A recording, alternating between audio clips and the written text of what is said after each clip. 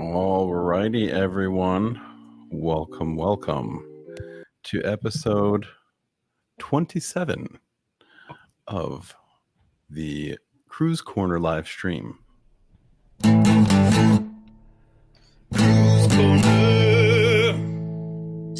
Welcome to the show, guys and gals. So we kind of have some light weeks. Sometimes we have a ton of guests, sometimes we don't.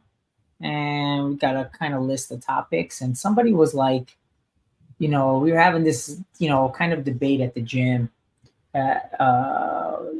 talking to amongst my friends about self-defense courses and their true effectiveness. And what I mean by self-defense courses, I'm talking about these one-off or 2-week or even like 5-class, they're like once a week for 5 weeks or something like that. 5-hour master class.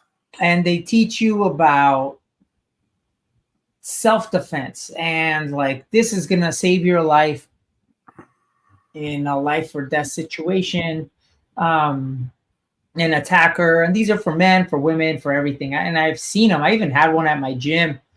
And it made me kind of change my point of view about them. I didn't really like them.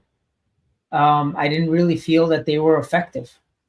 In a situation where you're in an altercation or you're up against a bigger adversary, I didn't feel like they would work.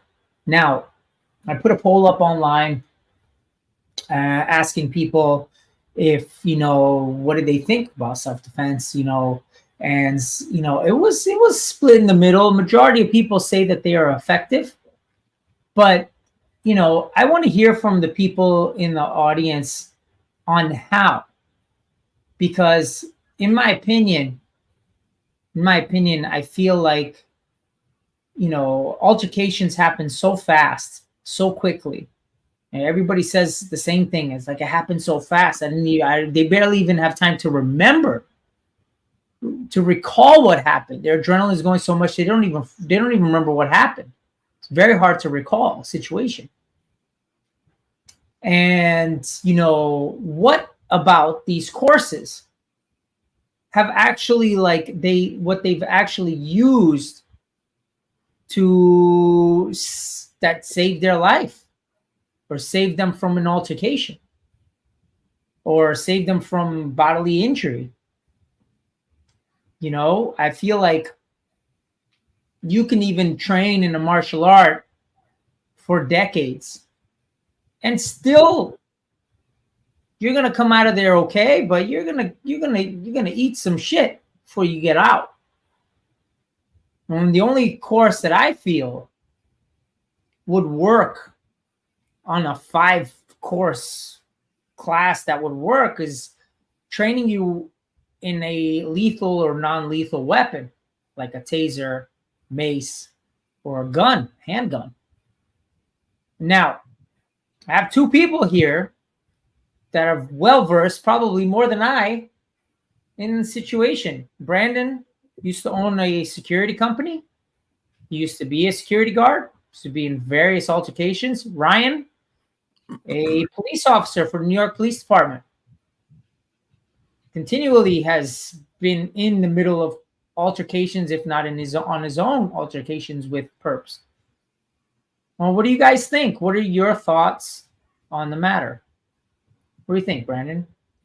You think these? There's, in my little small brain, there's a lot of thoughts that go on regularly.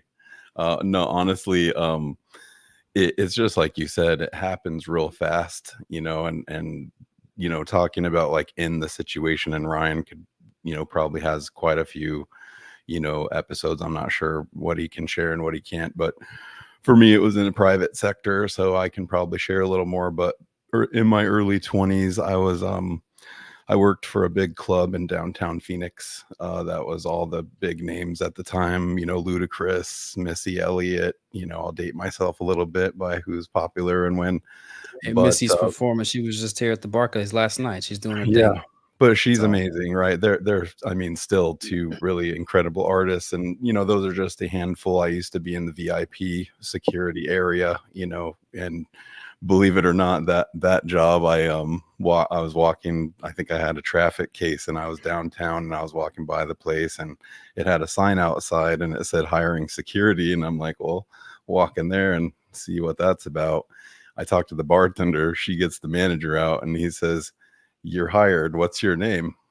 And I bet you had a couple pounds on you at that I was, time. I mean, I've always been pretty big, but it was in my early 20s. I was probably about 225 at the time, 230, definitely bigger. I'm 6'2", pretty, taller as well.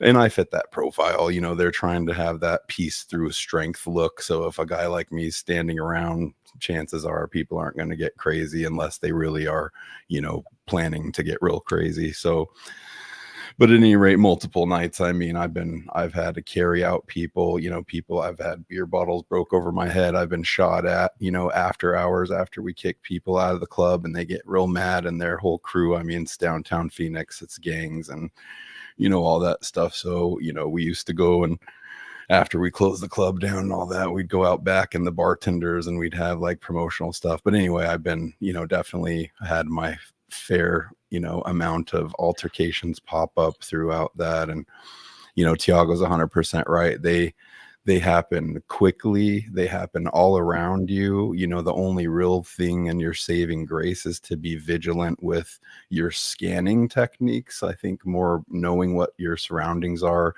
I have this thing, and, even my wife will tell you, when we go out, I like to sit against a wall. I like to have my back to a wall that's a solid backdrop that, could take a bullet. Nobody's going to be shooting through it. I have some specifics that I just kind of safety that I go by. But yeah, you want to have something that definitely helps you. And I think we were talking a little bit ago about, I have this. Even though I'm a big, large man, you're going to find me with this. And, I've actually had it when I was private security at another event where there was it was military personnel and some frat party type of a private thing. And, these guys were getting, drunk and out of control a little bit. And I'd warned them, the owner of the establishment is a really, really nice place. I'd let them know that, we can't destroy the place, and they're starting to throw and break things and, getting, and I kind of did the warning shot. I told them, look, guys, if you guys can't get it together, I'm the only one here, and I'm not going to get in a battle with you. So, I said, if you don't stop what you're doing and get your act right within 5 seconds, I'm going to count down from 5. And if you don't, I'm going to have to spray everyone. And they were laughing and joking, and, oh, we used to eat that, shit for, breakfast in the Corps. And, they were just going off. And I said, okay, I mean, that's fine, but still. And so I had to start the countdown because now we're escalating more.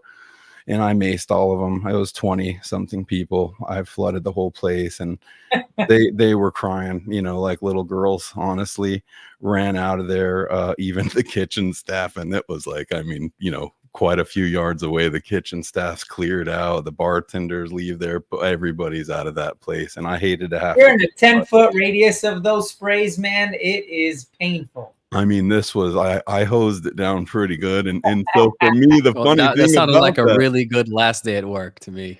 well, no, actually, well, this is what I'm kind of saying is that they're telling me we used to eat that shit. I've been in these where I'm carrying out 2 guys, one on each arm, and I've been maced in the middle of scuffles in the club, where another security guard brought out and maced, and I was just there at the right, I'm been blind carrying dudes out. So you're talking to a guy who's been maced, still carried people out, beer bottles being broken over my head on the way out the door, so definitely mace is a pretty good tool to do that. But vigilant, you make sure you're looking, you're going to prevent something, I think, with knowing your surroundings and putting yourself not in the position of a weak position. I think that's first and foremost in the prep before you even need to know a martial art or have a gun or whatever you want to do.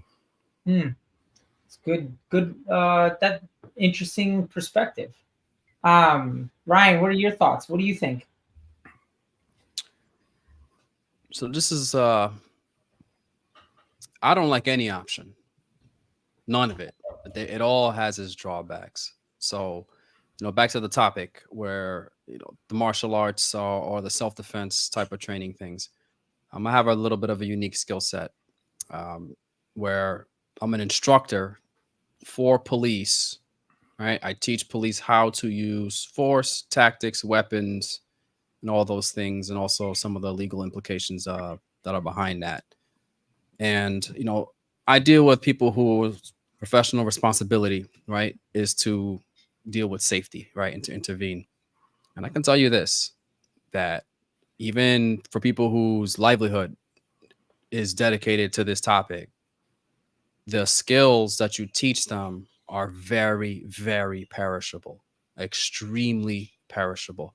If you're not training, if you're not drilling, if you're not repping it out constantly, it just disappears like it never happened. And what's going to happen is, when you do get into a situation,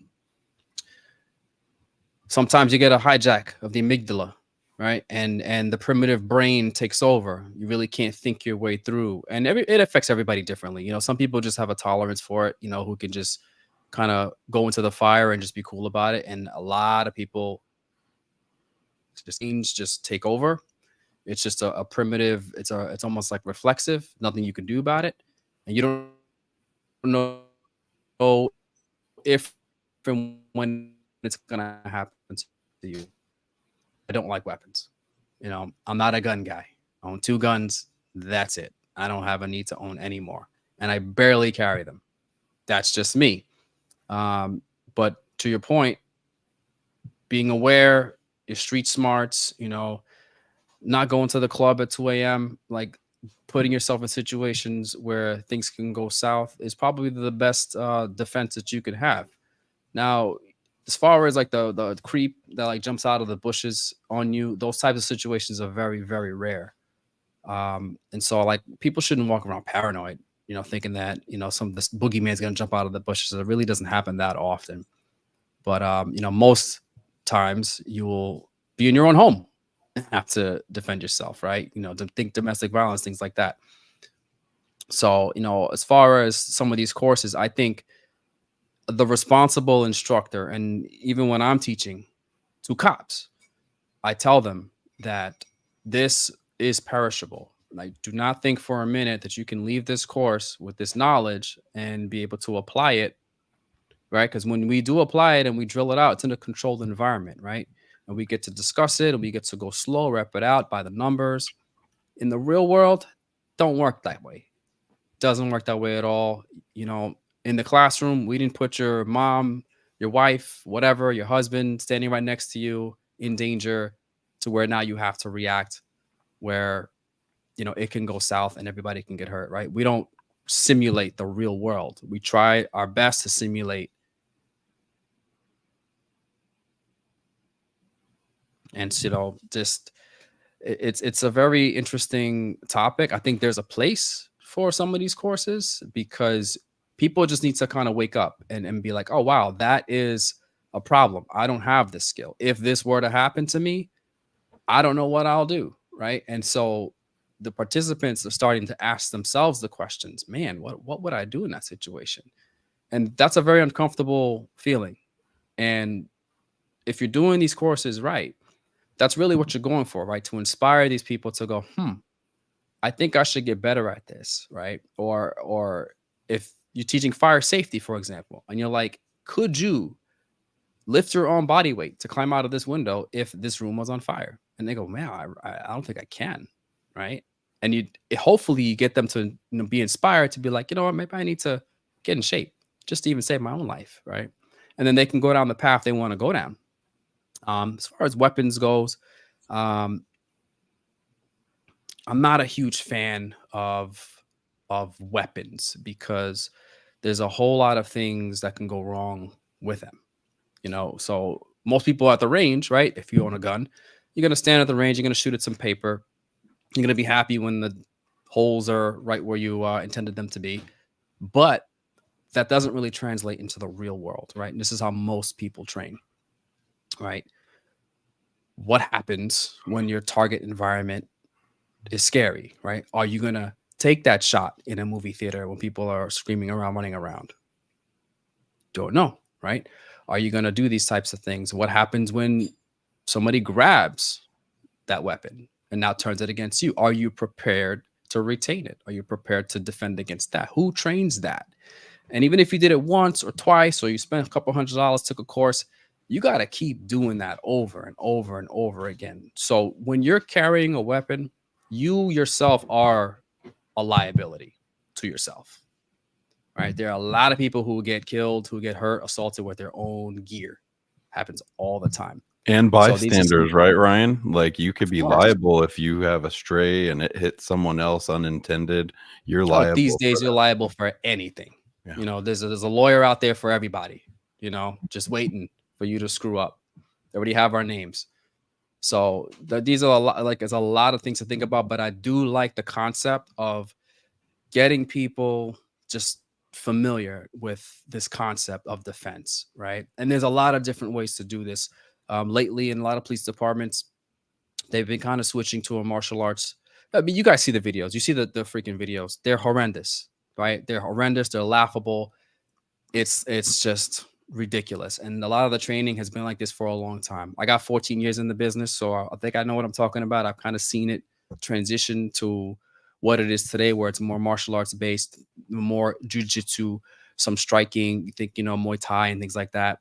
So, And saying that recently, as of recent, they've changed the policy in the police department to mimic more of a martial arts. So like jiu-jitsu, judo, Muay Thai, boxing. that's right.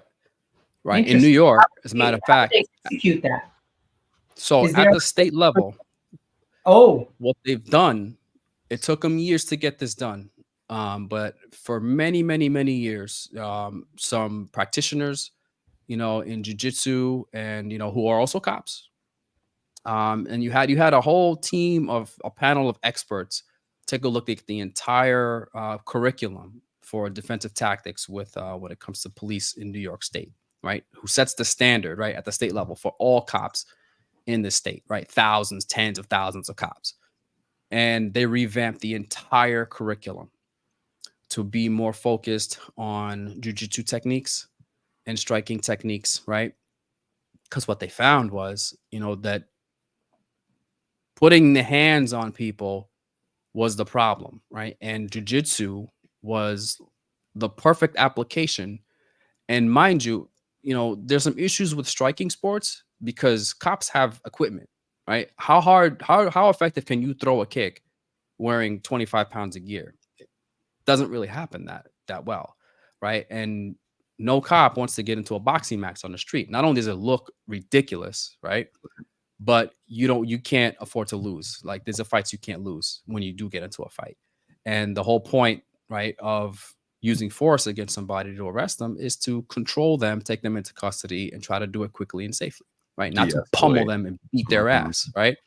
So jiu-jitsu and submissions and holds and things like that, and being able to escape, you know, guards and mounts and doing these types of things were like perfect. And it's something that I've been like really waiting for, and it's finally here. And now, how like, often you know, do they all practice? So here's the thing. You might, if you're lucky in certain departments, get a maybe 1 day, half a day, maybe 6 to 8 hour day of defensive tactics refresher a year. 1 day I a will year? say this, a year. Now in New York State, this is going to blow a lot of people's minds. In New York State, police officers only have to shoot and qualify 1 time a year. Wow. Most agencies do it more than that, at least twice, but only once a year. Even right? twice, right. bro. It should be, I think, a quarterly thing. And Every this is, quarter, you gotta have your shit together. this But is I a make this city point. too with international community, said, right? it's Like this people from everywhere in the world. Standard. This is the standard throughout the country. I'm not trying to pick on New York, But you ask any cop anywhere, if you're doing more than this, you're the exception, right? And that's not even get into PT, and like physical type of tests We or all know the evaluations. bare minimum is. It don't exist. All right. So now let's think about this in the context of this combo, right? I'm talking about professionals, right? And how abysmal the training is, and how, just the skill level and all that attention to detail is not there. So now let's just go back to just your regular Joe, your average Jane. If cops can't get this right half the time, you need to be realistic about what your expectations should be when you get into one of these courses, right? It's not going to make you the next superhero. You're not going to be in the next Marvel movie, right? But hopefully what it's going to do is it's going to get you to ask questions of yourself. Damn, like do I really want to be in that position? Do I really want to feel vulnerable if this happens, if that happens? You're never going to be able to have an answer for everything, right? But at least you start going down that path and you start bettering yourself. And I think if a responsible instructor of these types of courses, if they lead with that energy, right? If they lead with that kind of goal in mind, I'm not trying to make you the superhero, but I want to get you at least on the path, and then you can go and become whatever you want to become, right? Then they've done their job, I think. What do you think, Ryan? A follow-up to this, though, is those tools that they have out there, some people will use, they almost look like a pen, but it's like a multi self-defense type of a tool. What do you think about those? So here's my thing about stuff. I know you said weapons, that you got into that, right. but something weapons, small stuff, that's not tools, this and that, ninja stars, whatever, Molotovs. nunchucks. Look how I'm dressed, right? I'm in a t-shirt, I'm in some shorts. It's summertime, it's hot outside. Most people are not gonna be carrying all this stuff, right? And let's go. If you've got a woman in your house and they have a purse or handbag, I dare you to look inside there, right? It's gonna have more crap in there than you can count. Now, if you're gonna ask a woman, let's put on one of those gizmos or gadgets, whatever you want to call it, sprays, tasers, whatever, just throw it all in there, right? How's that person supposed to retrieve that in a situation, emergency situation, right? It's just not gonna happen. You're gonna have either a freeze, a fight, or a flight type of reaction.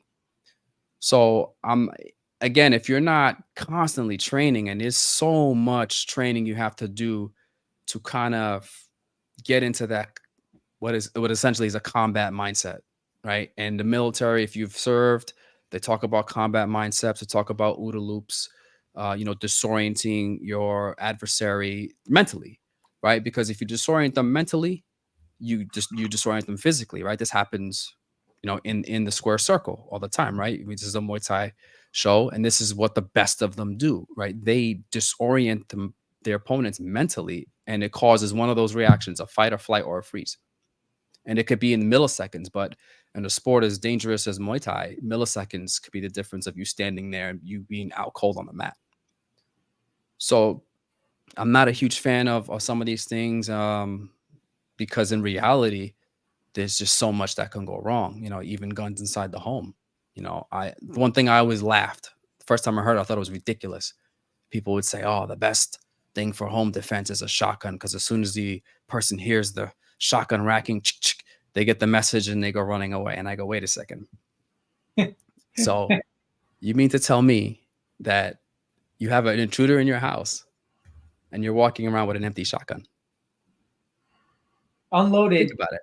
Unloaded. Because mine's for zombies, guys, not for if you're gonna pump that action, it's empty. What are you doing?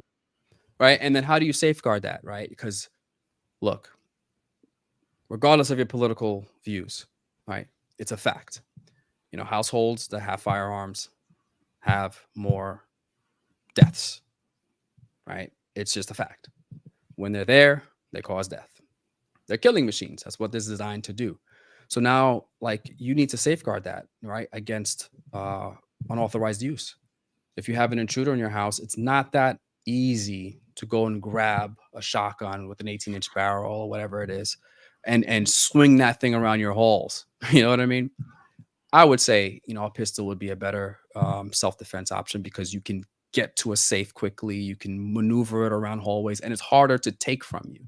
If you're swinging this big broomstick in the dark at your, you know, at your house, somebody could snatch that from you. Now you're in a wrestling match over this thing, and if you have not trained how to retain it, like most people, you're gonna lose it, and you might lose your life, right? So a lot of responsibility comes with owning firearms. You know, I think, you know, we make it a little too easy for people to just go out and get them without a whole lot of training and thought behind some of these things. Well, I might actually want to touch on something too. So owning the home security business, which we did, a lot of the, you know, discussion was having dogs, having guns.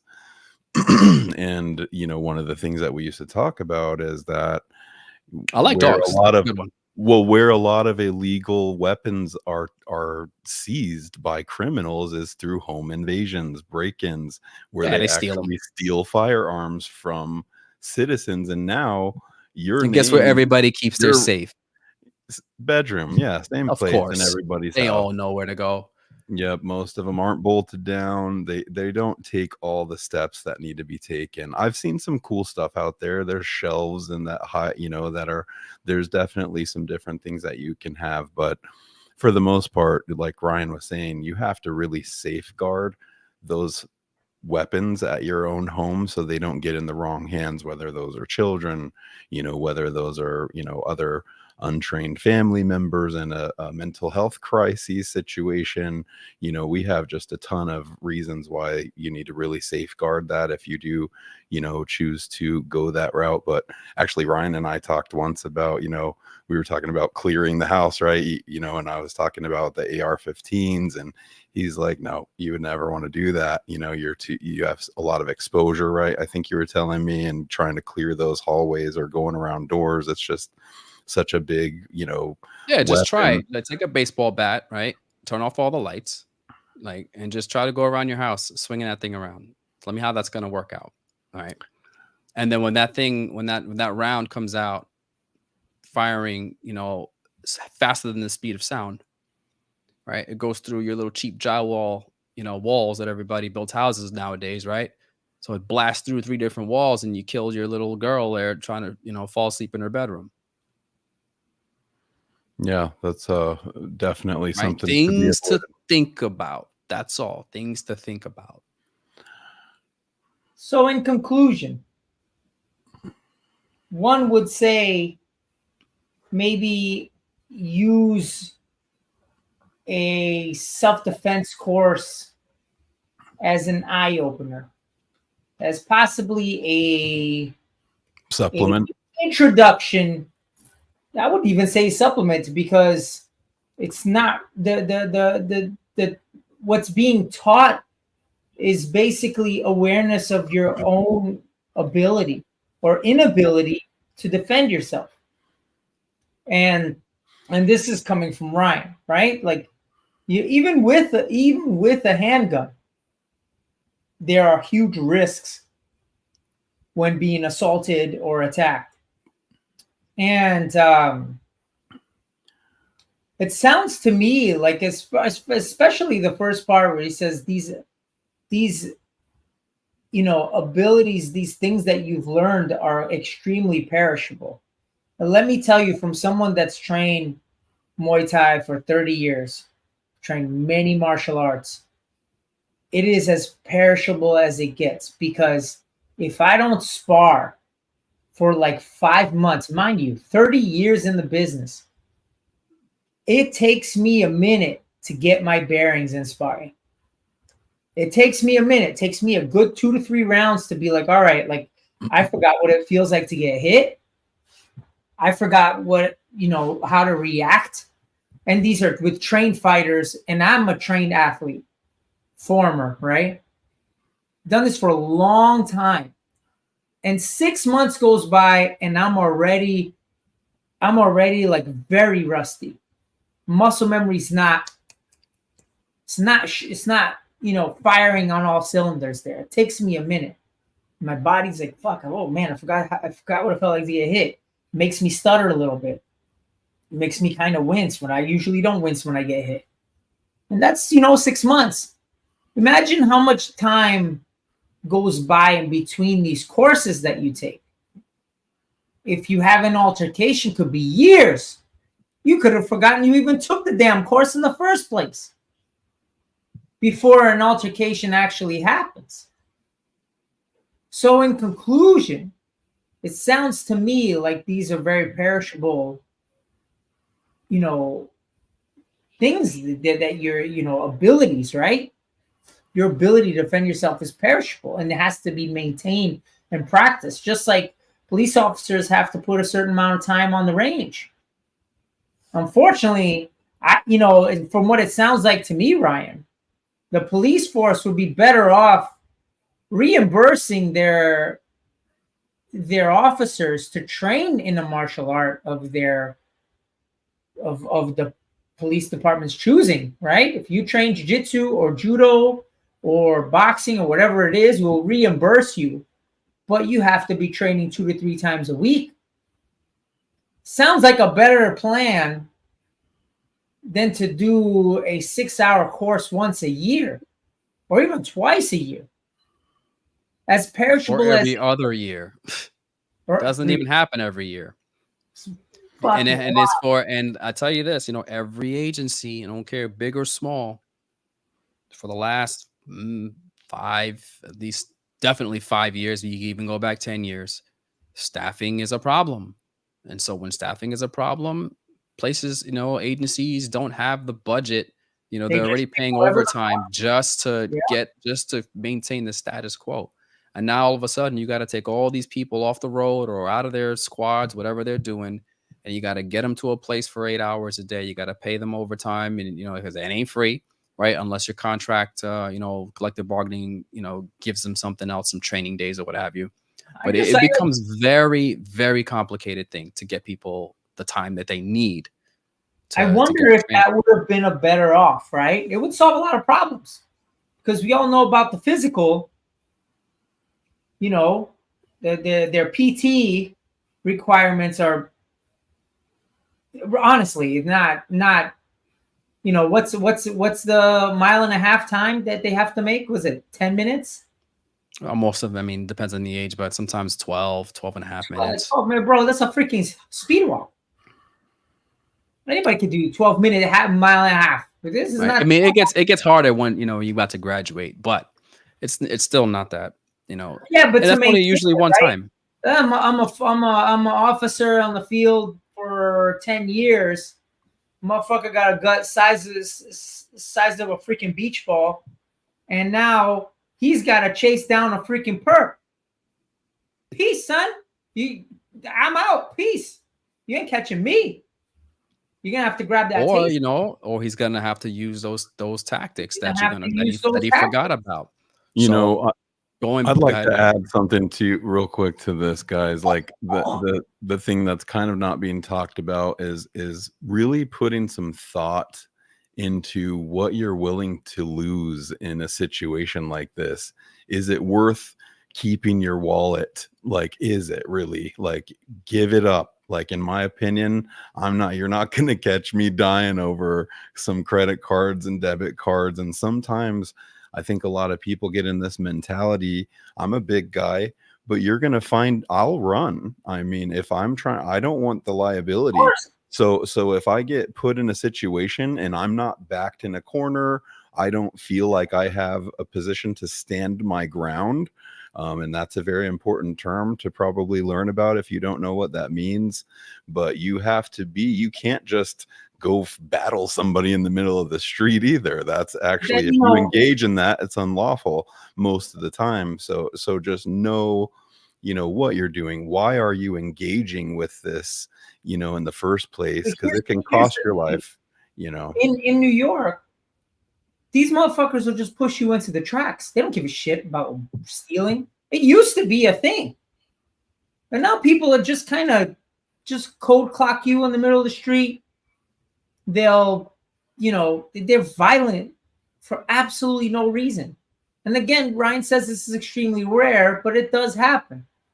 in a city Yeah, I like New mean, York city of City, 8 million, yeah, it's gonna happen. it's going to happen a lot more often than a But city per like capita, Phoenix. it's very, New York City is a very Per safe. capita is very Well, and Safest so big I city guess in the on the country. closing, I can share another story. I have a ton. I've been through a lot of crazy things in my life, but when I was a kid, I was an early teen. I was hanging out with a lot of my friends. I'm not going to name them to embarrass anybody, but I was at a grocery store and we were bumming cigarettes and trying to just be in little hoodlums and things. And I had hit this guy up. It was two guys, older guys, muscular guys, and they, got offended by however I approached the situation. When they came out of the store, I was actually sitting on one of those horse machines, that you put a quarter in or whatever the kids would sit on. We were just being punks, and so I was there, and these guys came right out of the door and just started swinging on me. I mean, just started swinging on me. It was, and all my boys that were hardcore guys, they darted out into the middle of the parking lot, and I'm by myself. Just, and all you can do in that moment is protect yourself, protect your head, protect the important parts of your body, and hope, for the best in that situation. And, back to what Tiago said, it happens really fast. And that's actually led me to be vigilant. To a lot of the things that I've said tonight are actually some of those stem from some of those earlier things that have happened in my life, and how, yeah, it's rare, but it has happened to me, and I didn't expect that outcome. I wasn't really rude or disrespectful to the guy. He just, they wanted to do a random act of violence that day on a young kid, and they were in their mid-20s, maybe 30s. I don't know. I think 13 or 14 years old at the time. So it happens, and all you can do is be vigilant, watch your surroundings. It happened so quick. They walked out the exit and I was on this thing, and I was like, oh, there's no way I'm getting off this in time. I had to make that quick decision. What am I going to do? And that's guard at that point. And so just really think through putting yourself in these situations. I also want to add, safety comes in numbers. So try to not, if not saying you need to be codependent, but being around other people puts you in a really better place, as long as, you're with people that are also watching out for you, looking out for you, but don't, obviously from my story, that's not always helpful either. However, it helps leverage. And so every little thing that you can do, if Ryan and Tiago and we're all out having dinner, we're all scanning, we're all watching. And, there's three of us that are, and I would alert my friends to, hey, this is going on, keep your eye on this, and we would just be vigilant about that situation. So take all precautions. I would say, take some courses, but make sure, like the guys are saying, that you stick with it and you do it nonstop, and you make a commitment. If that's something that you are concerned about, that you really, really make it a part of your life. So, yeah, sounds like the conclusion is that, practicing a martial art of your choosing is the best form of self-defense, whether it be tactical defense with a weapon, whether it be with a non-weapon, right? Just understanding jiu-jitsu or judo or any kind of grappling art, or, just having that daily practice is probably the best form. and clean out your purse. Clean out your purse, it sounds like, and make sure that whatever you keep in there, exactly what pocket it's in. Yeah, well, you clutch your purse. But that's what it sounds like, to keep your abilities from perishing, right, Ryan? I would It's a say, lifelong commitment. It is. It's a lifelong commitment. If it matters to you, if you're tired of being afraid and not confident when you go places, especially if you're alone, this is something you're gonna have to do. You're take gonna up have a to treat martial art. yourself. All right, take up a martial art, continue with it, get back into it, right? Some Right. of you who've been away for a little while, even if that wasn't the type of sport that maybe you're just tired of it. Do something You don't have to different. be Try world something champion else. at the shit. You know what I mean? Right. You just got to be good enough to hold your own.